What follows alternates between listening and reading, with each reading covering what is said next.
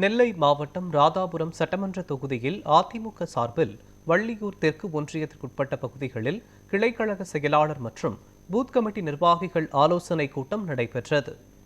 நெல்லை மாவட்டம் ராதாபுரம் சட்டமன்ற தொகுதி வள்ளியூர் தெற்கு ஒன்றியத்திற்குட்பட்ட இருக்கன்துறை, செட்டிகுளம், ஊரல்வாய்மொழி பகுதிகளில் அதிமுக சார்பில் தேர்தல் பணிகள் தீவிரப்படுத்தப்பட்டுள்ளன.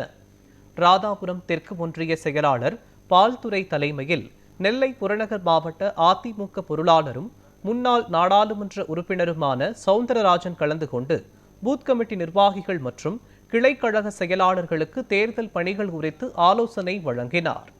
இந்த நிகழ்வில் மாவட்ட ஒன்றிய அளவிலான பல்வேறு அணி நிர்வாகிகள் மற்றும் முன்னாள் உள்ளாட்சி பிரதிநிதிகள் கலந்து கொண்டு தேர்தல் பணிகளில் முழு ஒத்துழைப்பு வழங்குவதாக உறுதியளித்தனர்.